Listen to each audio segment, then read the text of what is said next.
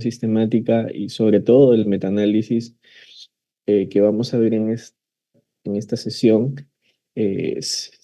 viene directamente relacionado con la capacidad de leer y entender una revisión sistemática y la capacidad de leer sobre todo los aspectos más básicos de un metaanálisis para poder eh, interpretarlo al momento que nosotros busquemos y tengamos como antecedentes estos estudios para nuestras tesis. Es importante entender que el hecho que exista un metaanálisis eh, eh, del tema, exactamente del tema que yo estoy evaluando, puede o no definir que tu estudio sea viable o no. De hecho, hay muchas observaciones de parte del comité que van en el sentido eh, por ejemplo, Panchita está estudiando o plantea como tema de tesis la relación, eh, supongamos, ¿no? Entre la violencia física y la depresión. Entonces, tú anexas todos tus antecedentes y por ahí el revisor del comité de ética encuentra una revisión sistemática del año pasado, 2023, y te la coloca, ¿no? Y te dice, frente a esta revisión, por ejemplo, que tiene o que consolida los datos de 15 estudios observacionales eh, y encuentra hallazgos significativos, ¿cuál sería la importancia de poder realizar tu estudio o qué nuevo o qué diferente podría realizar tu estudio, tu tesis, ¿no? Teniendo en cuenta que existe una revisión sistemática, una síntesis de evidencia. Entonces, ese detalle hay que tomarlo con pinzas, porque si es que no hemos revisado bien, y esto es algo importante cuando ustedes revisen sus antecedentes, siempre busquen revisiones sistemáticas. eh, si es que no hemos revisado bien y verdaderamente esa revisión es fuerte, no carece de mucho sesgo, los estudios que incluye son estudios bien diseñados.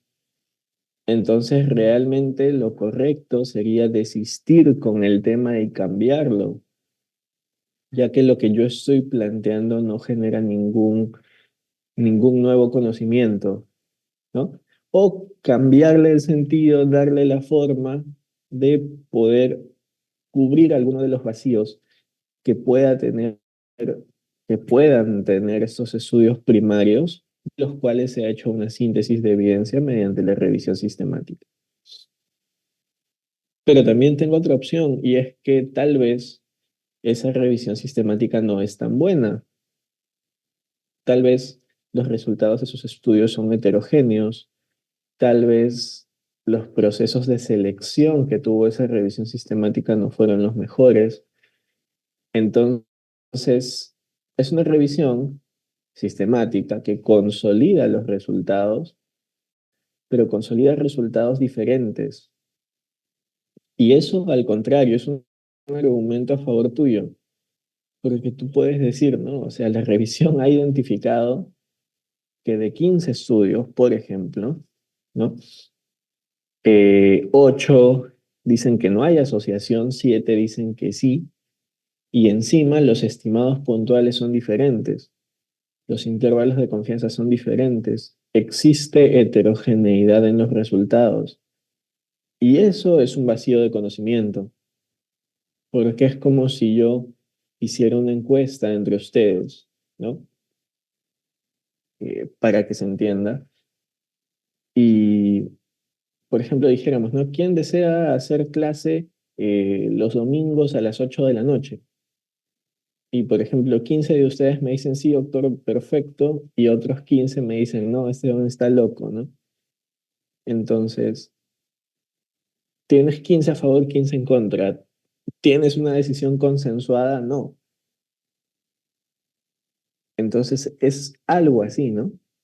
Es como como revisar los datos de 15 estudios y decir, quiénes o cuáles de los estudios encontraron asociación y 15 te dirán que sí y otros 15 te dirán que no hay asociación. Entonces, ¿podríamos decir efectivamente que hay algún tipo de asociación? No, porque los resultados son diferentes, porque no todos los resultados se alinean en el mismo sentido. Y si no es todos, al menos no la mayoría se alinean en el mismo sentido. Entonces, vamos a identificar esos aspectos mediante la sesión de hoy.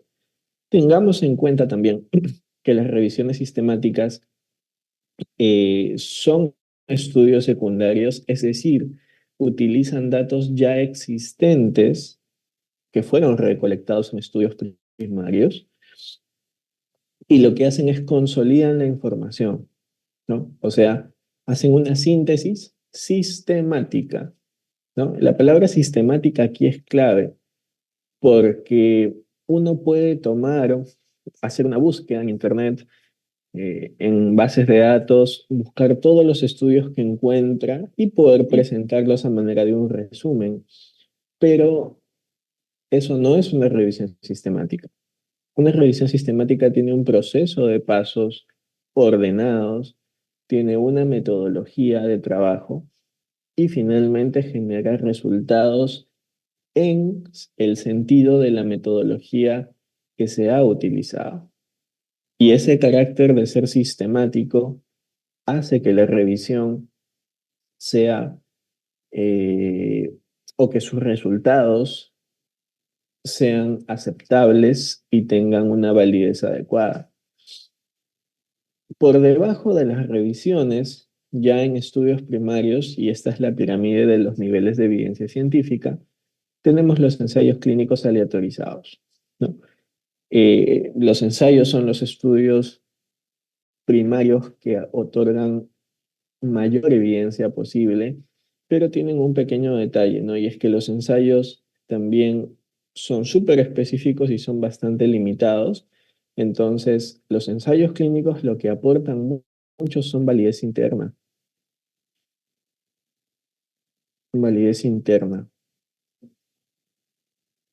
mientras que las revisiones sistemáticas aportan una síntesis de evidencia y esto se relaciona con validez externa también.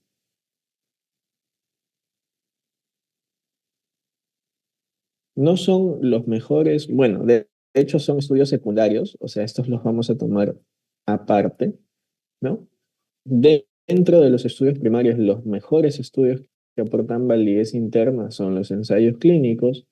Dentro de los primarios, los mejores estudios que aportan validez externa son los estudios de cohorte, pero dentro de los secundarios, y son por supuesto mucho más potentes porque resumen los resultados de los anteriores, las revisiones sistemáticas aportan validez externa. Entonces, para esto solamente quisiera verificar que tienen y que recuerdan los conceptos. No sé si alguien podría explicarme de qué se trata la validez interna y de qué se trata la validez externa, por favor. ¿Algún voluntario antes que los llame? La validez interna, lo que significa muy puntualmente es que los resultados que tú tienes sean válidos para la población que has estudiado. Por ejemplo, si tú has estudiado a pacientes con tuberculosis, ¿ok? En el puesto de salud Garatea, supongamos. Entonces tú has evaluado a esos pacientes con tuberculosis y has tomado, por ejemplo, exámenes de hemoglobina. Entonces, tu estudio al final dice, ¿no? El promedio de hemoglobina es, no sé, 14,2 gramos por decilitro en pacientes con tuberculosis del puesto de salud Nicolás Garatea.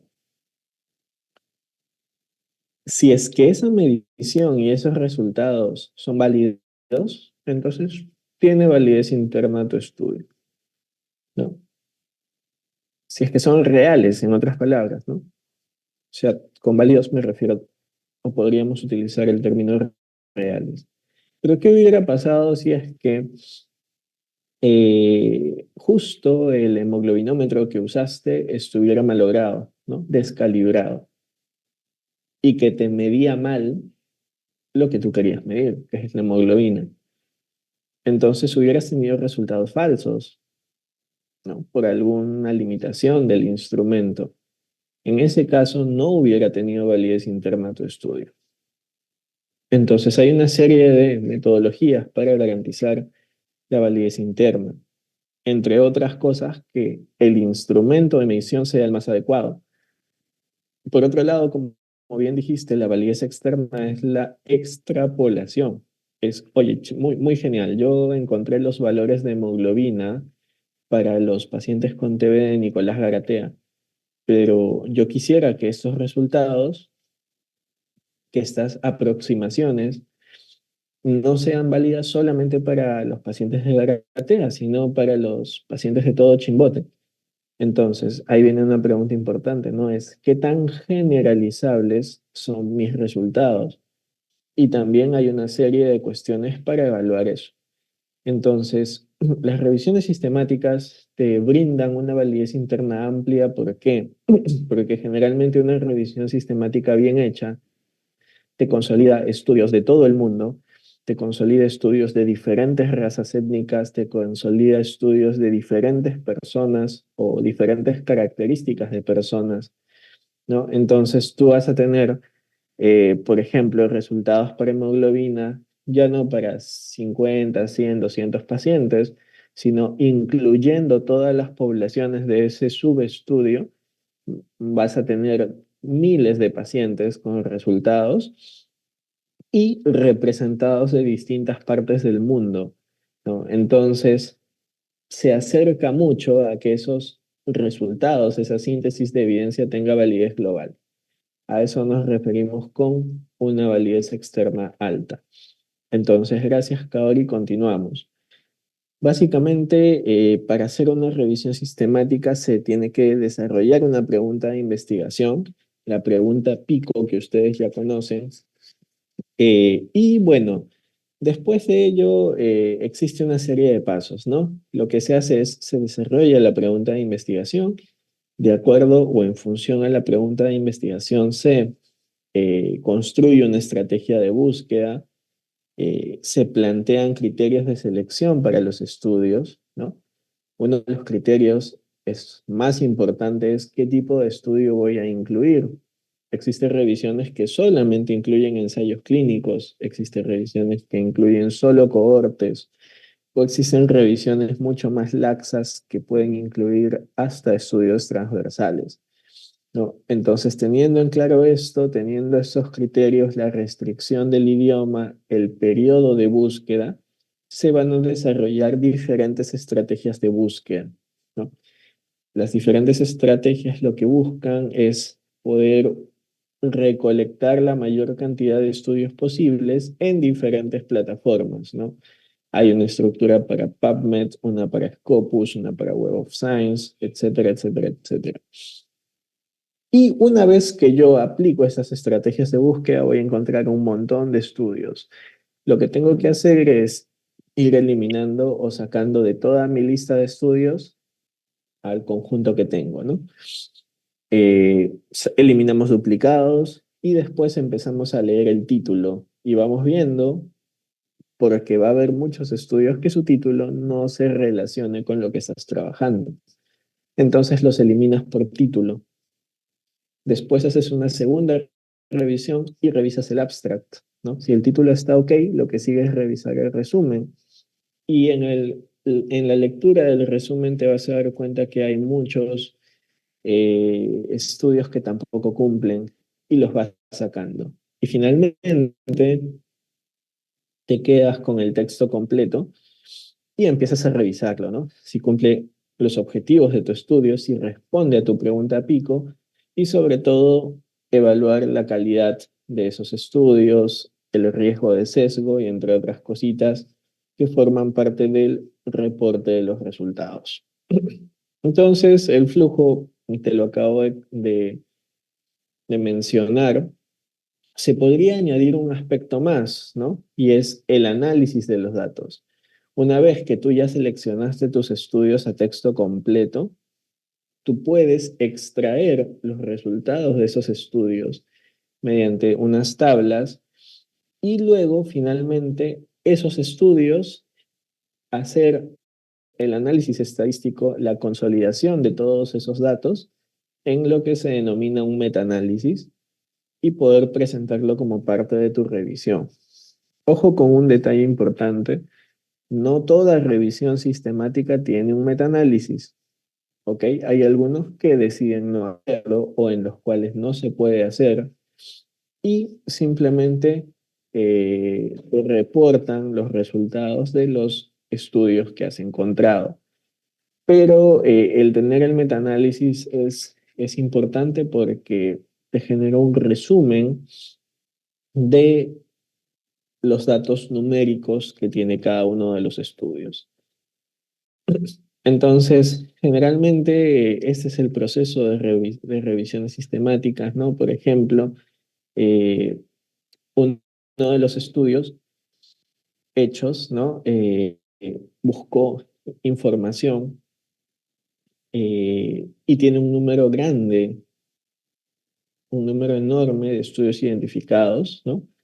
Aproximadamente 9.000, o perdón, 92.020 estudios en las estrategias de búsqueda, ¿no? Después de revisar títulos y resúmenes, ¿no?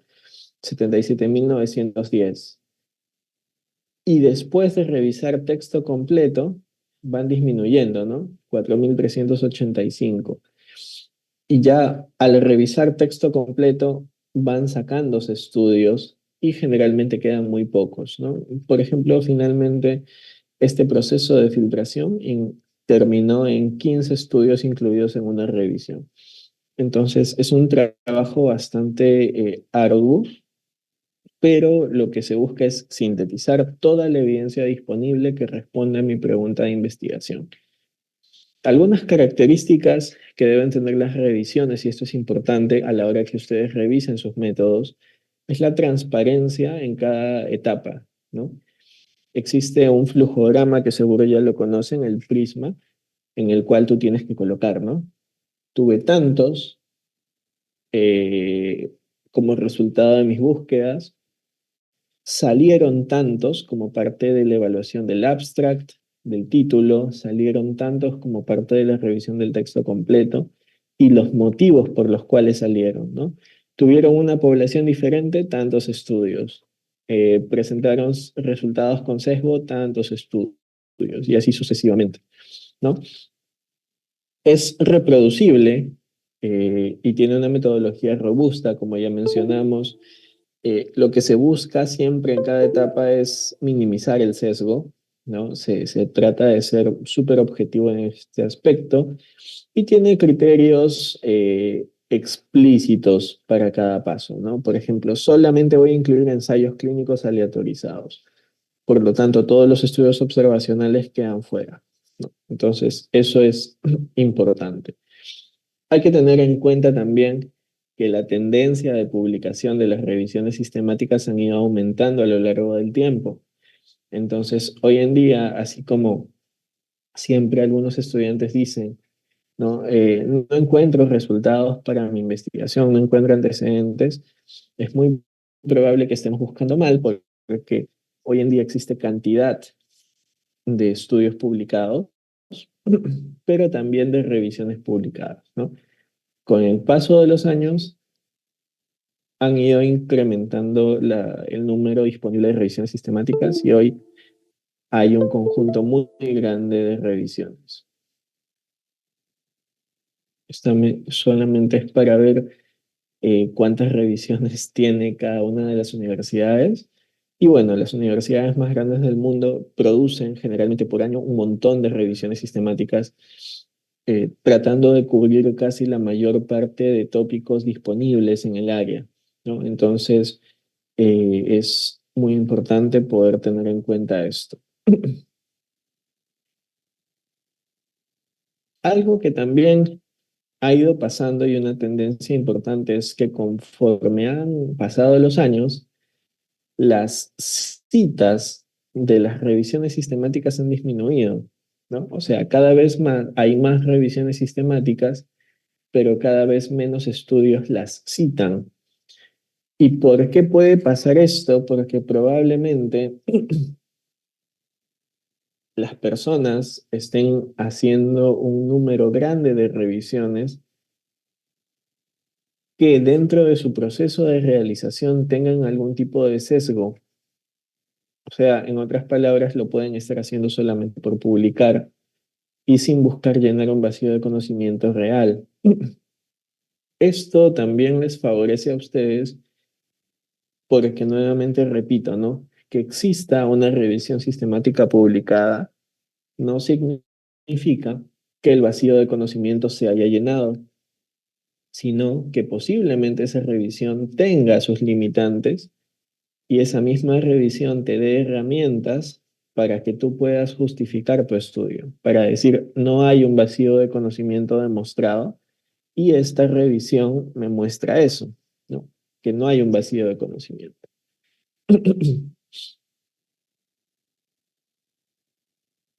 Otro aspecto, por ejemplo, de las revisiones es la estrategia de búsqueda, que generalmente es bastante compleja o sistemática. Aquí les comparto, por ejemplo, una estrategia de búsqueda que estuvimos trabajando para una revisión que está por publicarse. Pero básicamente se tiene que armar una estrategia que busque incluir la mayor cantidad eh, de estudios utilizando diferentes sinónimos de las palabras, ¿no? Por ejemplo, stroke, cerebrovascular accident, ¿no? Por ahí tenemos también otros términos más, brain vascular accident, entre otros, ¿no? Para poder cubrir todos los estudios que puedan haber utilizado sinónimos, ¿no? Y estas estrategias son ordenadas, utilizan operadores booleanos y mediante ellos se puede realizar una búsqueda amplia y detectar la mayor cantidad de estudios posible. Por ejemplo, ¿no? Utilizando e introduciendo esta estrategia que está hecha para PubMed, eh, se obtuvo en ese momento 573 resultados, ¿no? De la misma manera, se arma una estrategia para Scopus, una estrategia para Web of Science, una estrategia para Dynamed, entre otros. Y finalmente esto es el prisma que les mencionaba, ¿no? Es un diagrama estandarizado en el cual toda revisión sistemática debería tenerlo y que básicamente te dice, ¿no? ¿Cuántos registros se obtuvo de las diferentes bases? ¿No? Se podría en algunos casos utilizar otros recursos también. Antes de eliminación de duplicados, después de filtrar por título y resumen, ¿no?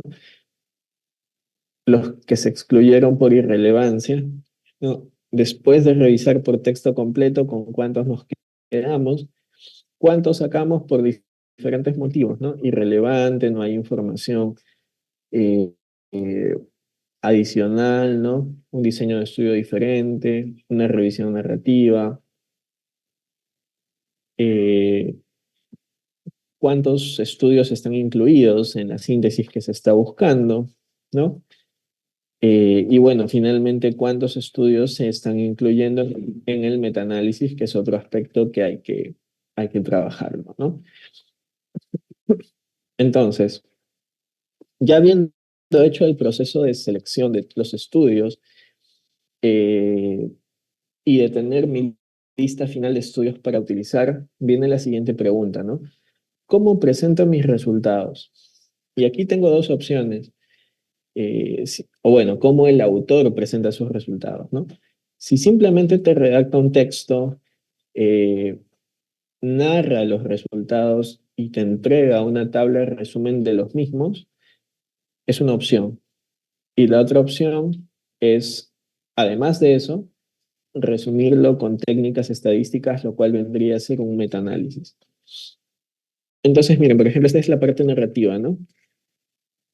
En sus resultados va describiendo cada uno de los resultados de los estudios, las limitaciones, ¿no? Las implicancias que pueda tener cada uno, pero adicionalmente te genera genera una tabla donde te muestra, ¿no?, los diferentes estudios incluidos, el tipo de ensayo clínico en este caso, el país donde fue ejecutado, la edad promedio, la población de interés, ¿no?, la intervención, el control, el tiempo de seguimiento, el financiamiento, y podrían ir otras características adicionales que sean relevantes para la revisión en curso. Se evalúa también el riesgo de sesgo, ¿no? Para esto existe toda una estrategia, eh, pero lo que se busca es identificar cuántos estudios o qué porcentaje tienen bajo sesgo, los de verde, en diferentes dominios, ¿no? En posibilidad de sesgo de selección, en sesgo de alocación o asignación, en sesgo de rendimiento, en sesgo de detección. En síntesis, mientras cada una de estas barras esté más verde, es mucho mejor, ¿no? Si encontramos una revisión que tenga casi todos estos dominios en verde, entonces podríamos decir que los estudios han incluido, tienen bajo sesgo. Por otro lado, si es que estas barras están en su mayoría naranjas o rojas, cuando está, bueno, amarilla o naranja, implica que el riesgo de sesgo no es del todo claro, que puede existir como que no, mientras que cuando está en rojo significa que sí hay alto riesgo de sesgo. Entonces, si es que estuvieran ambos, cualquiera de los dos, a predominio en cada barra, lo que diríamos es que posiblemente los estudios que se han incluido tienen mucho sesgo. Y esto es crucial, ¿por qué? Porque si esa revisión ha buscado en toda la literatura existente y ha encontrado que los estudios que responden la pregunta pico tienen sesgo, eso es importante para ustedes para poder plantear su estudio, identificar los sesgos que existen en los otros estudios y poder plantear que el estudio que ustedes van a hacer va a superar los sesgos existentes en los estudios previos. Entonces, este semáforo es muy importante al momento de revisar esta revisión para poder plantear mi tesis. También hay otra forma de poder expresarlo, ¿no? Esta es una forma ya consolidada, pero, por ejemplo, existe también una forma un poco más desglosada, ¿no? Aquí tenemos cada uno de los estudios, ¿no?, en cada columna, y en las filas tenemos cada uno de los dominios que hemos visto, ¿no? Sesgo de selección, sesgo de selección, sesgo de rendimiento, sesgo de detección, sesgo de asignación, sesgo de reporte, otros sesgos, ¿no? Entonces, por ejemplo, veo que el estudio de Chala eh, para el sesgo de selección en función de la secuencia aleatoria está en verde, ¿no? O sea, se hizo bien el trabajo. No hay, o el riesgo de sesgo es muy bajo. Pero sin embargo, aquí está en naranja, ¿no? Entonces, mira de qué se trata este dominio. Se trata de datos incompletos sobre el desenlace. Entonces, habría que revisar el estudio de Chala y ver qué implicaba o cómo manejaron sus datos incompletos. Generalmente esto se relaciona con el manejo de datos y posiblemente hayan hecho procedimientos de imputación. Entonces, no son datos realmente observados, sino datos estimados por un modelo computacional. Y eso puede ser un problema, ¿no? Por ejemplo, el estudio de Romanov, mira, tiene bastantes en rojo, ¿no? Tiene mucho sesgo este estudio. Entonces, habría que revisarlo, ver en qué fallaron, y por ahí podríamos plantear un estudio que supere eh, esas limitaciones que han introducido sesgo. Lo segundo es el metaanálisis. Y el metaanálisis,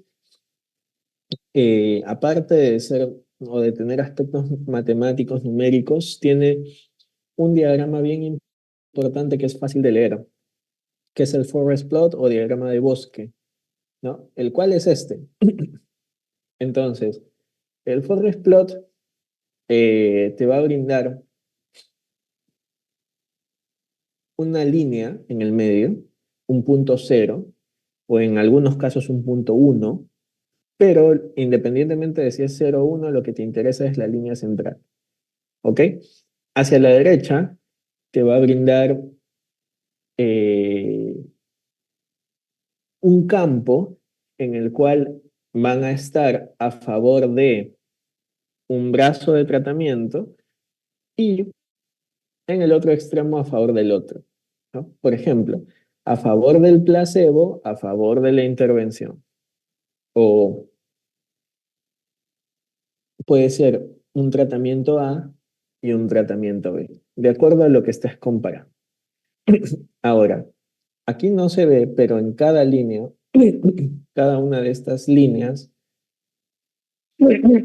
representa los resultados de un estudio individual. Entonces, por ejemplo, esta línea es para un estudio, este es para otro, este es para otro, este es para otro, este es para otro. Y lo que representa el cuadrado es el estimado puntual, por ejemplo, ¿no? Eh, no sé, 20 de hemoglobina, por ejemplo. Y lo que representa toda la barra horizontal es su intervalo de confianza, ¿no? Si tenía 20 de hemoglobina, por ejemplo, de 25 a 15, ¿no? Entonces, tenía un intervalo de esa amplitud. Esos valores numéricos corresponden a la escala que esté acá abajo, ¿ok? Así que pueden revisarla ahí. Ahora, acá es importante que ustedes evidencien dos cosas. Uno, cada una de las líneas horizontales, ¿no? De los intervalos de confianza horizontales, que son los resultados de cada uno de los estudios. Pero dos, este de aquí que a veces tiene otro color y si no lo tiene está representado por un rombo, que es la consolidación de todo ello. O sea, este es el resultado global. Es el resultado que se obtuvo simulando que se han incluido a todos los pacientes y todos los valores de estos estudios y se han consolidado en uno solo. Entonces, finalmente, el que te va a permitir tomar una decisión es este valor. Ahora, observemos dos cosas. Hay algunos estudios que tienen un intervalo de confianza mucho más ancho que otros, por ejemplo este, ¿no? Es más pequeño. Y generalmente, si te das cuenta, esos estudios que tienen un intervalo de confianza más ancho, tienen un cuadradito más pequeño. Y los que tienen un intervalo de confianza más estrecho tienen un cuadradito más grande.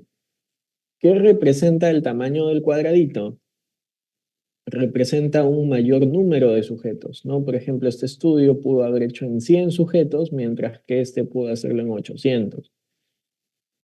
Entonces, un cuadrado más grande significa un mayor número de sujetos. Ahora, importante el intervalo de confianza ancho, porque mientras más ancho el intervalo de confianza, significa que el estudio tiene menos precisión, que los resultados son más variables e idealmente un estudio debería tener resultados bastante sólidos, bastante poco variables. Vamos a llevar eso a un ejemplo real para que se entienda mejor. ¿Ok? Por ejemplo, aquí lo que se está evaluando es una sustancia experimental X versus un placebo, ¿ok? Y tengo diferentes estudios. ¿Qué me dicen, no? Con la sustancia X, ¿cuántas personas, por ejemplo, mejoraron, no? 26 de un total de 89 en el estudio de Banner, mientras que con placebo mejoraron 34 de un total de 48. Esta es una columna que tiene un cálculo especial, el peso de cada estudio, y por lo tanto, en función a estos datos, se calcula un riesgo relativo, ¿no? Son ensayos clínicos todos. Entonces, por ejemplo, dicen el riesgo relativo para este estudio es de 0,84 con un intervalo de confianza de 0,55 a 1,28. Lo que podríamos decir acá, ¿no? Es que la sustancia X tiene un menor riesgo o se asocia con un menor riesgo de tener los eventos que podrían ser muertes, por ejemplo, ¿no? O sea, sería un factor protector para la muerte en este grupo de pacientes o reduciría la mortalidad en este grupo de pacientes, ¿no? De acuerdo lo, a lo que plantea el estudio en sus métodos. Y lo mismo tengo para diferentes estudios, ¿no? Entonces, existe un consolidado total, ¿no? Por ejemplo, el de acá abajo, ¿no? Está hablando del subtotal y estos son los estudios hechos en Estados Unidos, ¿no? Muy bien. Y este subtotal me resume toda esta información, ¿no? Y simula que si hubiera hecho un estudio con todos los individuos que se ubicaron en los estudios previos, sumando todo esto, me da 1.229 personas. Y me calcula un riesgo relativo, por así decirlo, entre comillas, promedio de todos ellos, ¿no? Un promedio de todos ellos. Y entonces vuelvo al forest plot, ¿no? Veo que tengo el punto 1, en este caso es el valor de no efecto, el punto neutro, y los estudios que estén al lado izquierdo van a ser aquellos cuyos resultados favorecen a la sustancia X, mientras que los estudios que estén a la mano derecha son aquellos que favorecen al placebo, ¿no? Acá tenía sustancia X placebo y acá lo mismo. Ahora, veo que, por ejemplo, hay varios estudios que favorecen a la sustancia X. Hay uno que favorece al placebo y otro que está casi en el límite, ¿no? El rombo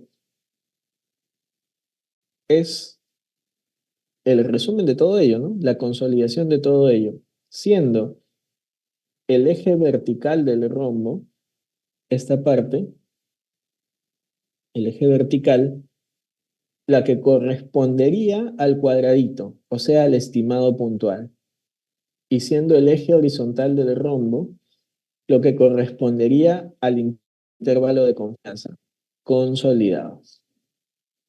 Acá lo importante es que el intervalo de confianza no cruce el valor de no efecto, porque si es que lo hace, lo que yo puedo decir es que el resultado favorece a la sustancia X, por supuesto, pero no es estadísticamente significativo, porque está cruzando el valor de no efecto, el 1.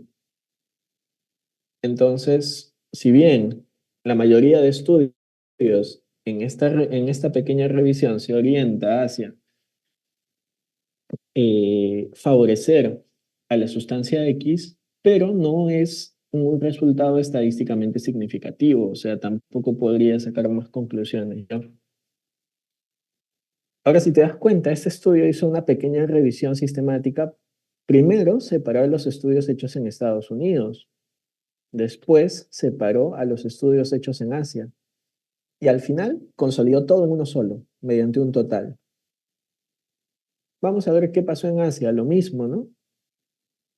Pero ahora en Asia, si te das cuenta, mira, los resultados en su mayoría favorecen al placebo. Su consolidado favorece al placebo, ¿no? El estimado puntual está en este espacio. Y su intervalo de confianza, es decir, el eje horizontal, para que se entienda mejor, lo voy a dibujar.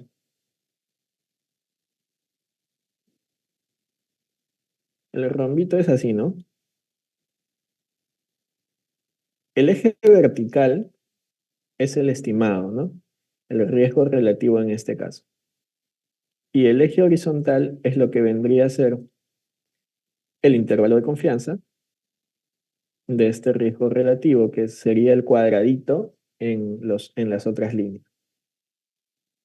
Entonces aquí, ¿no? El intervalo de confianza no está cruzando la línea de no efecto y el valor puntual del riesgo relativo favorece a placebo.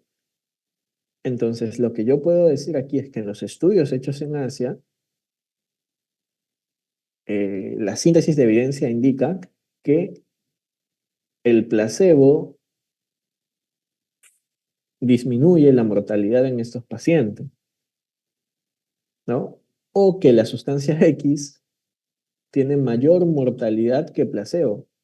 Por eso que mi recomendación va a favor de placebo. Y esto en Asia sí es estadísticamente significativo. Ahora, consolidando ambos, o sea, los estudios hechos en Estados Unidos y los estudios hechos en Asia, es que yo tengo este total de acá y tengo esto, ¿no?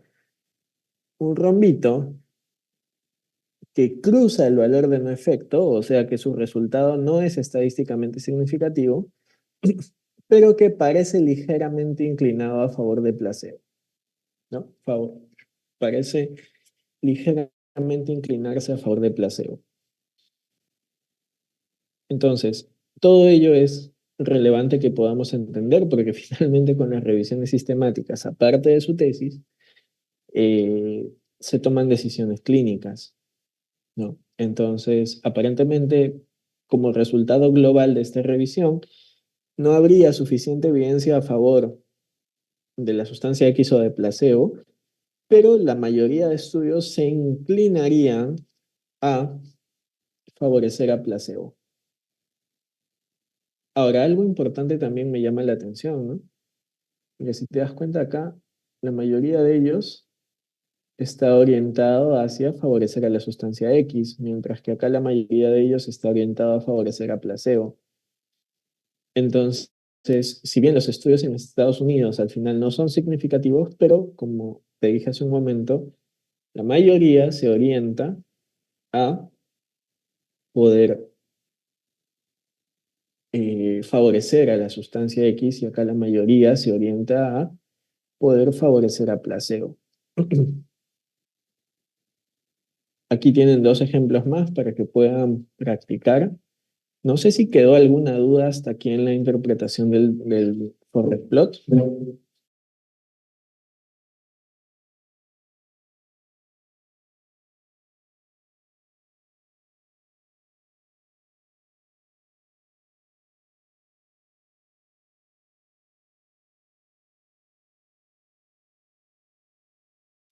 ¿Alguna pregunta, chicos, hasta acá?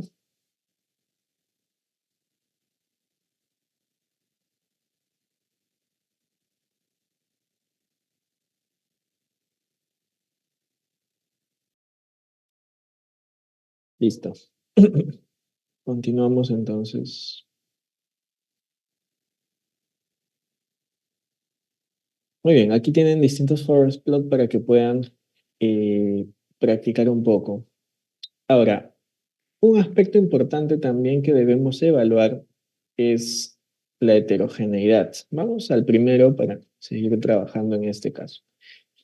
La heterogeneidad es algo que les va a interesar a ustedes bastante. ¿Por qué? Porque la heterogeneidad de lo que te habla es de que los resultados de los distintos estudios sean parecidos entre sí. ¿Qué pasaría? Voy a poner dos ejemplos bien notorios para que se pueda entender. ¿Qué pasaría si yo tengo esto?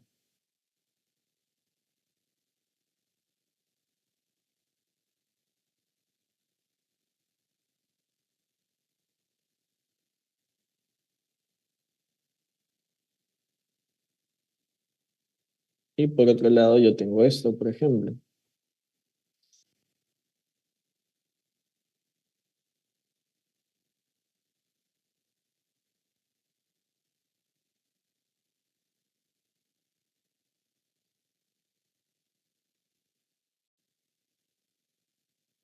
Pongamos que estamos trabajando con valores de hemoglobina, ¿ok? Para que se entienda. Este primer ejemplo tiene diferentes estimados puntuales, pero si te das cuenta, todos los estudios se parecen entre sí, ¿no? Por ejemplo, si el valor de hemoglobina acá es 15, acá será 15,5, acá será, no sé, 14, acá será 16 y acá será 14,5. Entonces los resultados se parecen mucho entre sí. Cuando tengo esto, lo que yo voy a decir es que la heterogeneidad es baja. Por otro lado, si yo sigo hablando de hemoglobina y mis resultados tienen este sentido, entonces, por ejemplo, ¿no? Acá podría ser 15, acá podría ser 17, acá podría ser 14, pero acá podría ser, por ejemplo, 11, 10, 9. Entonces, los distintos estudios me están mostrando diferentes resultados para la misma población. Entonces, acá hay alta heterogeneidad. ¿Qué es lo que les conviene a ustedes para su tesis? Que las revisiones tengan alta heterogeneidad, porque significa que los diferentes estudios dan resultados diferentes, no llegan a un consenso entre sí, ¿no? Cuando existe baja heterogeneidad, esto es bueno para la revisión, o sea, lo que me dice es que realmente todos los estudios te dan resultados similares, ¿no? Y por lo tanto se podría brindar una recomendación. Pero si la heterogeneidad es alta, es muy poco probable que eso suceda. ¿Dónde evalúas esto en el forest plot? Aquí abajo.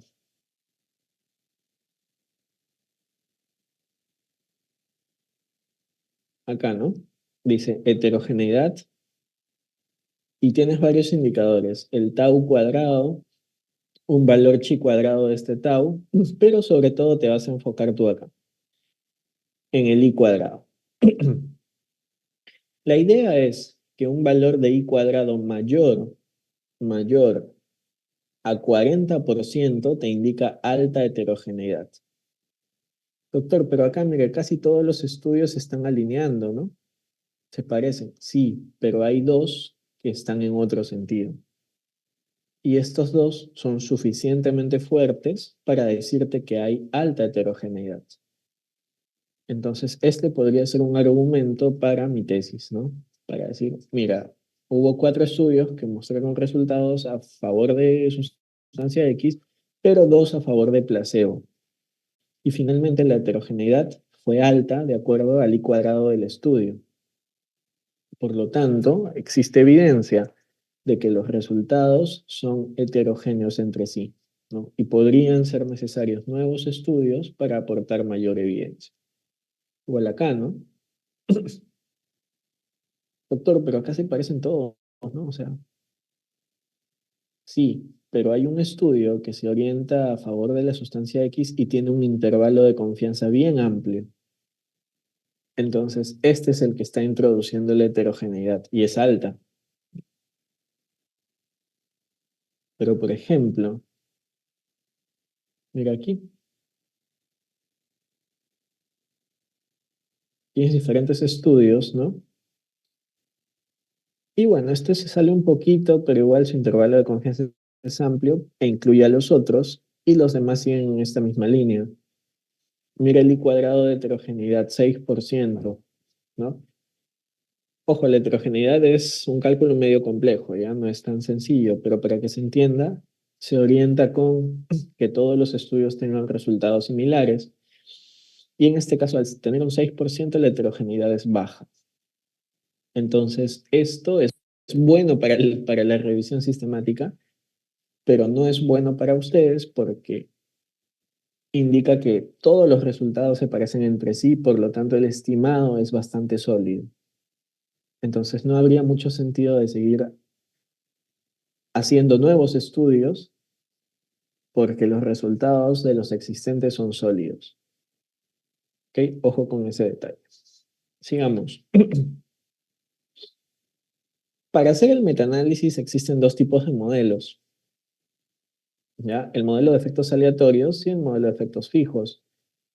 Básicamente, cuando se hace cada modelo, el de efectos fijos, cuando los estudios son homogéneos, o sea, cuando no tienen heterogeneidad estadística, o mejor dicho, cuando su heterogeneidad estadística es baja, es menos de 40%, mientras que los efectos aleatorios se ejecutan cuando hay heterogeneidad. O sea, cuando tú estás haciendo un metaanálisis no significa que los estudios heterogéneos no se puedan sintetizar, sí se pueden, pero necesitan otro tipo de modelos estadísticos para poder hacer el metaanálisis. Entonces, esto es lo mismo que ya conversamos, ¿no? Si hay diversidad metodológica, diversidad clínica, ¿no? A esto se le denomina heterogeneidad, ¿no? Entonces, si es que hay heterogeneidad, se puede ejecutar un modelo de efectos aleatorios para tratar de consolidar eso. Como les digo nuevamente, para la revisión sistemática en sí, que exista heterogeneidad le da menos peso a mis resultados. Pero si hay muy poca, mis resultados son más sólidos. Y eso es lo que les comentaba, ¿no? Por ejemplo, ¿no? Aquí un i cuadrado de 3%, muy baja heterogeneidad, ¿no? Y si te das cuenta, los resultados se parecen entre sí. Pero si tú tienes esto, ¿no? Un resultado por aquí, otro por acá, otro por acá, otro así, otro asá, entonces vas a tener muy alta heterogeneidad. Esto es lo que les conviene a ustedes. ¿Por qué? Porque un resultado dice una cosa, el otro dice otra cosa, uno dice que sí hay asociación, el otro que no. Encima la mayoría de ellos tienen intervalos de confianza que cruzan la línea de no efecto, entonces tienes resultados muy desiguales, muchos de ellos no significativos, y por lo tanto podrías tú eh, plantear la opción de seguir investigando el mismo tema para aportar más evidencia de la ya existente. Otro aspecto en el cual no voy a profundizar mucho es el funnel plot, que es sobre todo para evaluar la presencia de sesgo de publicación. Pero básicamente es lo siguiente, ¿no? Es un cono. Y si la mayoría de puntos del funnel plot caen dentro del cono, como en esta figura, el sesgo de publicación es bajo. Pero por otro lado, si es que la mayoría, de hecho no la mayoría, sino un número considerable de estudios caen fuera de la pirámide, el cono, el triángulo, existe una posibilidad alta de que haya un sesgo de publicación. ¿Y el sesgo de publicación qué significa? Cuando tú haces diferentes estudios, algunos pueden ser significativos y otros no,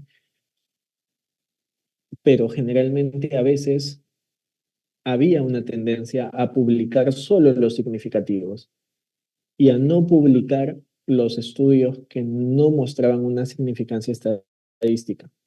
Entonces, si tú encuentras esto, podrías asumir de que hay un número considerable de estudios no publicados con resultados diferentes de lo que te está diciendo el metaanálisis. ¿No? Si el metaanálisis te dice que sí, favorece a la sustancia X, eh, puede que exista un número grande de estudios, un número no grande, sino considerable de estudios que tengan como resultado favorecer al placebo, pero no se están incluyendo en la revisión sistemática porque no fueron publicados. Entonces, de eso te habla el funnel plot. También podrías tomarlo como un argumento, pero no es tan sólido como lo anterior. Y finalmente, las revisiones sistemáticas eh, trabajan una tabla soft, ¿no? Una tabla soft eh, es un resumen de todo lo encontrado. De hecho, la soft significa Summary of Findings, ¿no? Resultados o resumen de los hallazgos. Y consta de lo siguiente.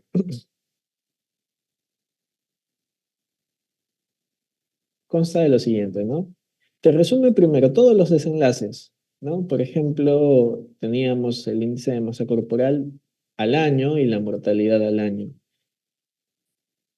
Te dice o te menciona eh, el placebo al año, cuánto cambió, modificó, cuánto se mantuvo el IMC, ¿no? Se mantuvo en 26,5, mientras que la sustancia X, por ejemplo, eh, logró 0,3 menos, ¿no? O sea, una reducción de 0,3 kilos por metro cuadrado o 0,3 puntos en el IMC logró la sustancia X. Para que se entienda mejor acá en mortalidad, ¿no? Con placebo murieron 744 de 1000 sujetos, mientras que con la sustancia X murieron 789 de 1000 sujetos. Entonces, aquí viene el efecto, ¿no? Relativo o la medida relativa. El riesgo relativo calculado de la suma, el promedio de todos los estudios fue de 1,06, ¿no? O sea, un 1,06 es que la sustancia X tiene más riesgo de mortalidad que placebo. Sin embargo, los resultados no fueron significativos. Si te das cuenta, el intervalo de confianza cruza la unidad. Me dice también de cuántos participantes se sacó este estimado, ¿no? Este valor calculado fue el resumen de todos los hallazgos de 3.533 sujetos de estudio que fueron incluidos dentro de 13 ensayos clínicos. Y finalmente te da un indicador de certeza de evidencia, ¿no? En este caso es muy baja. O sea, este resultado tiene muy baja certeza de evidencia. Y podrías brindar algún comentario adicional que fue lo que vimos, ¿no? Por ejemplo, en el subgrupo de estudios hechos en Asia se encontró diferencia significativa, pero en el análisis global no se encontró esta diferencia. Entonces te resume todo lo que ya hemos visto, ¿no? Entonces, esa es la tabla SOF, sirve para la toma de decisiones. A veces me ayuda a darle una lectura rápida a una revisión y ver en qué sentido va la síntesis de evidencia y sus resultados. Muy bien. Entonces, no sé, ¿Me te escuchas, doctor? escucho. Sí, Eh, sí, te escucho. eh, ¿Qué debo tener en cuenta al redactar una revisión sistemática para que en mis resultados tenga trabajos con bajo riesgo de sesgo? Muy buena pregunta. Eso no depende de ti, realmente. O sea, el riesgo de sesgo es una evaluación que tú vas a aplicar una plantilla existente y vas a evaluar eh, cada uno de los estudios finales que tú tienes después de tu proceso de selección. Entonces, no es, quiero que se diferencien dos cosas, ¿no? No es que tu revisión esté mal hecha, si es que los estudios tienen alto riesgo de sesgo, sino que esos estudios que tú has identificado tenían limitaciones metodológicas. Entonces, no es malo que tu revisión diga, ¿no? Los estudios que encontré tienen alto riesgo de sesgo. Eso no significa que tu revisión esté mal hecha. Lo que sí significa es que los antecedentes disponibles hasta el momento tienen un riesgo de sesgo alto y que por lo tanto es necesario hacer nuevos estudios del mismo tema, pero con mejoras metodológicas para que no tengan esa cantidad de sesgo. No sé si respondí a tu pregunta, estimado. Sí, doctor. Entonces, digamos, si detecto un trabajo con alto riesgo de sesgo, tampoco puedo excluirlo, ¿no? Porque estaría excluyendo información. Exacto, no, eso, claro, esa sería una falta ética. Si tú tienes un trabajo si estás haciendo tú una revisión sistemática y detectas un trabajo con alto riesgo de sesgo, tienes que reportarlo únicamente, ¿no? Ahora, ya no en el perfil de investigador, sino en el perfil de tesista, para ti va a ser muy importante encontrar revisiones que tengan alto riesgo de sesgo, porque lo que te dicen es, ¿no? Los antecedentes están sesgados, sus resultados tienen error sistemático, entonces existe una oportunidad para que tú hagas el estudio superando esos riesgos.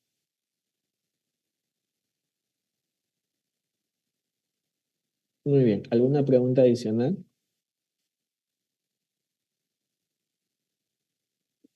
Sí, cabrón.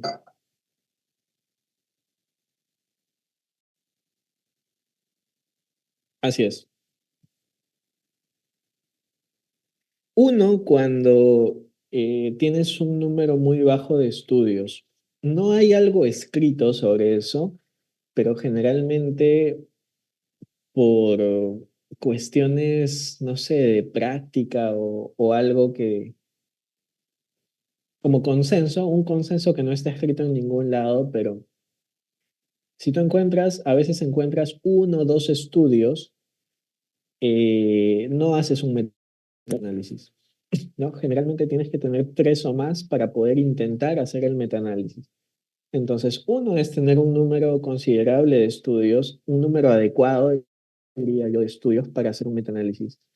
Dos, es que para hacer el metaanálisis tú necesitas tener este conjunto de datos, pero con resultados mínimos.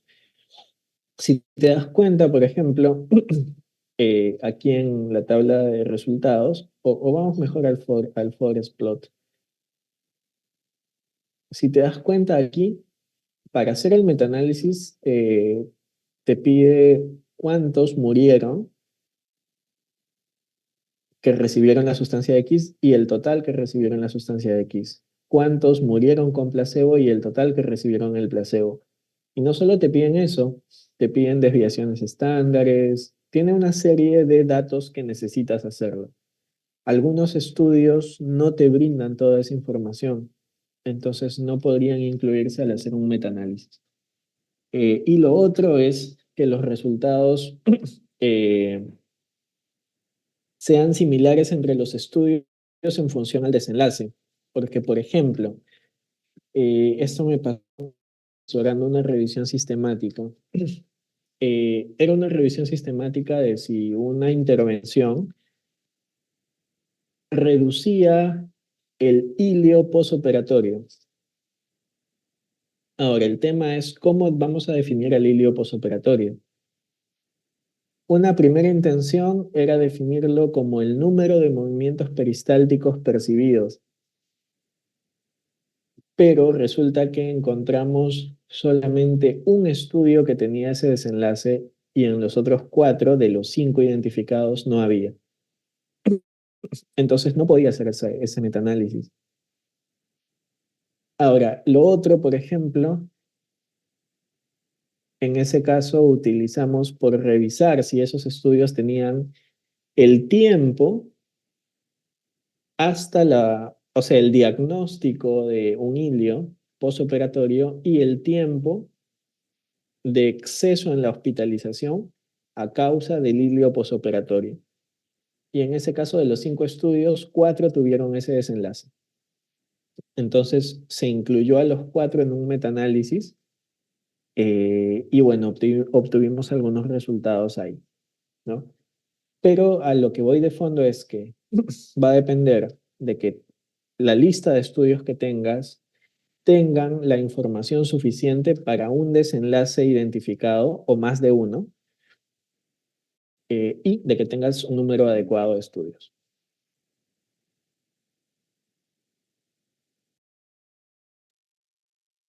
Gracias a ti. ¿Alguna pregunta más, chicos?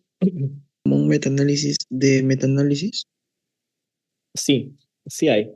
De hecho, tú puedes revisar eh, y va a haber algunos títulos que tú encuentras que digan, ¿no? Un metaanálisis de revisiones sistemáticas, por ejemplo, ¿no? Eh, para eso se suelen utilizar técnicas incluso un poco más complejas que el metaanálisis per se, que son las metaregresiones, pero lo que te hacen es algo así como esto, ¿no? O sea, esto es una pequeña muestra nada más, pero es como esto, ¿no? O sea, es como que yo tengo un metaanálisis para estudios hechos en Estados Unidos, tengo uno para estudios hechos en Asia, y así. Imagínate que tienes varios metaanálisis, entonces tú presentas todo ello y aparte consolidas todo en en un solo estimado. Entonces sí existe esa posibilidad también.